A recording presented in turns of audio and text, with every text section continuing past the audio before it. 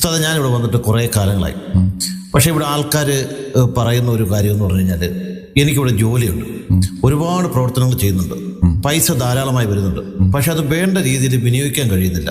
വീണ്ടും ഈ ദാരിദ്ര്യാവസ്ഥയാണ് നമ്മുടെ വീട്ടിൽ പലപ്പോഴും കാണുന്നത്. അതെ, അതിനെന്താണ് ഒരു പരിഹാരം ഉണ്ടാക്കാൻ കഴിയുക? പലരും പറയുന്ന ഒരു പ്രധാനപ്പെട്ട ഒരു വിഷയമാണ്, ജോലിയുണ്ട്, ബിസിനസ്സുണ്ട്, വരുമാന മാർഗങ്ങൾ പലതും ഉണ്ട്, പക്ഷെ അതിൽ ബറക്കത്തില്ലായ്മയാണ്.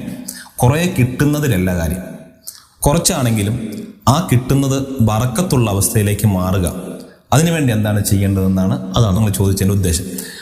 അതിന് മുത്തുനബി സല്ലല്ലാഹു അലൈഹി വസല്ലം ഞങ്ങൾ പല കാര്യങ്ങളും പഠിപ്പിച്ചിട്ടുണ്ട്. അതിലേറ്റവും പ്രധാനപ്പെട്ടത് നമ്മൾ ചെയ്യാൻ പറ്റുന്നത് നമ്മുടെ വീടുകളിലൊക്കെ ചെയ്യേണ്ടത്, പ്രത്യേകിച്ച് പ്രവാസ ലോകത്തുള്ള സഹോദരങ്ങൾ പലരും ഫ്ലാറ്റിലും റൂമിലൊക്കെ ആയിരിക്കും താമസിക്കുക. റൂമിലേക്ക് വരുന്ന സമയം ആദ്യമായി സലാം പറഞ്ഞിട്ട് വരുന്നൊരു ശീലം നമ്മൾ ഉണ്ടാക്കുക.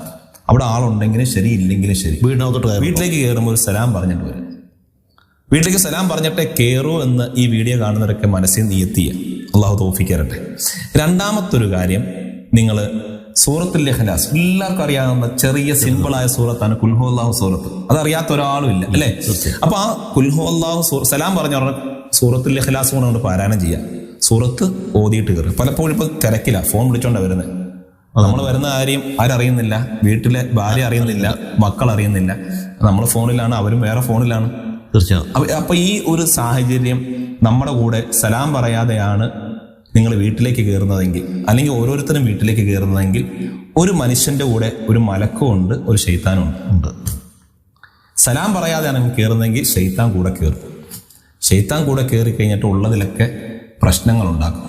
നമ്മുടെ വരുമാന മാർഗത്തിൽ പ്രശ്നം ഉണ്ടാക്കും, കുടുംബജീവിതത്തിൽ പ്രശ്നം ഉണ്ടാക്കും, അതുപോലെ നമ്മുടെ സന്താനങ്ങളിൽ പ്രശ്നം ഉണ്ടാക്കും, നമ്മുടെ സമയങ്ങളിൽ പ്രശ്നം ഉണ്ടാക്കും, നമ്മുടെ ഭക്ഷണത്തിൽ വരെ എല്ലാത്തിലും കയറിക്കൂടും.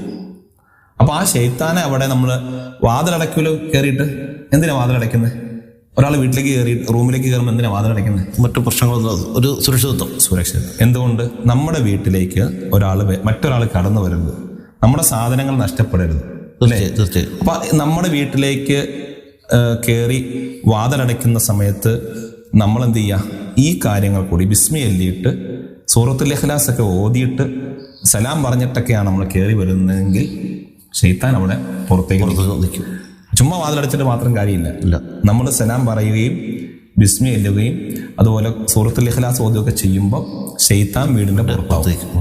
അങ്ങനെ ശൈത്താൻ വീടിന്റെ പുറത്തായാൽ തന്നെ 1, 2, 3 നമ്മുടെ വീട്ടിൽ സന്തോഷം ഉണ്ടാവും. തീർച്ചയായും സന്തോഷവും ഐശ്വര്യം ഉണ്ടാവും.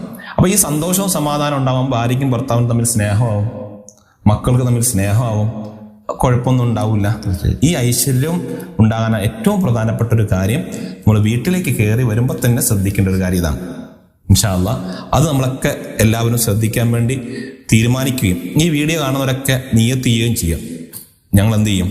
വീട്ടിലേക്ക് കയറുന്ന സമയത്ത് എന്ത് ചെയ്യും? സലാം പറഞ്ഞുകൊണ്ട് സൂറത്തുൽ ഇഖ്ലാസ് ഓതി ബിസ്മിയൊക്കെ ചൊല്ലി വീട്ടിലേക്ക് കയറി വരിക. കൂടെ മുത്തുനബി സല്ലല്ലാഹു അലൈഹി വസല്ലം ഞങ്ങളെ മേലൊരു സലാത്ത്, ഏതെങ്കിലും അറിയുന്ന ഒരു സലാത്തും കൂടെ ചൊല്ലിയാൽ അടിപൊളിയായി. അപ്പൊ എന്താവും? നല്ല ഐശ്വര്യവും ബറക്കത്തിനും വീട്ടിൽ കയറുമ്പോൾ തന്നെ ഒരു ഐശ്വര്യം ഉണ്ടാവും. ഇൻഷാ അല്ലാഹ് ബാക്കി കാര്യങ്ങൾ നമുക്ക് ചർച്ച ചെയ്യാം. അള്ളാഹു അനുഗ്രഹിക്കുമാറാവട്ടെ. ഈ കാര്യങ്ങൾ നമ്മൾ വീട്ടിലേക്ക് വരുമ്പോൾ ഈ പറയുന്ന കാര്യങ്ങൾ എല്ലാവരും ശ്രദ്ധിക്കുകയും, അത് വീടാണെങ്കിലും ശരി, റൂമാണെങ്കിലും ശരി, ആ ഒരു രീതിയിൽ എല്ലാവരും അത് ഇൻഷാ അല്ലാഹ് ജീവിതത്തിൽ പ്രായോഗികമായി കൊണ്ടുവരികയാണെങ്കിൽ നമ്മുടെ ജീവിതത്തിൽ വലിയ ബറക്കത്തിന് കാരണമാവും. അള്ളാഹു നമ്മുടെ ജീവിതത്തിലും നമ്മുടെ വരുമാനത്തിലും എല്ലാത്തിലും അള്ളാഹു ബറക്കത്ത് ചെയ്ത് അനുഗ്രഹിക്കുമാറാവട്ടെ. നിങ്ങൾക്ക് കൂടുതൽ കാര്യങ്ങൾ അറിയണമെന്നുണ്ടെങ്കിൽ നമ്മൾ ഉസ്താദിൻ്റെ നമ്പർ താഴെ കൊടുക്കുന്നുണ്ട്. ആ നമ്പറുമായിട്ട് ഉസ്താദിനെ ബന്ധപ്പെട്ടാൽ നിങ്ങളുടെ ദൈനംദിനമായിട്ടുണ്ടാകുന്ന വിഷയങ്ങളും പ്രശ്നങ്ങളും അതിനുള്ള പരിഹാര മാർഗങ്ങളും ഉസ്താദിനകത്ത് നിങ്ങൾക്ക് അറിയാൻ കഴിയും. അള്ളാഹു തആല അനുഗ്രഹിക്കുമാറാവട്ടെ. ധാരാളം ആളുകൾ പ്രയാസങ്ങളും വിഷമൊക്കെയുള്ള ഒരു മെസ്സേജ് അയക്കുന്നു, ദുആ ചെയ്യാൻ പറയുന്നുണ്ട്. ഇൻഷാ അല്ലാഹ് നമ്മുടെ ഇർഷാദിയയുടെ എല്ലാ ദിവസവും നടക്കുന്ന ബദരിയ മജ്‌ലിസിൽ നിങ്ങൾക്കൊക്കെ വേണ്ടി പ്രത്യേകം പ്രാർത്ഥിക്കും. അള്ളാഹു നമ്മുടെ വിഷമങ്ങളും പ്രയാസങ്ങളും ബുദ്ധിമുട്ടുകളൊക്കെ മാറ്റിത്തരുമാറാവട്ടെ.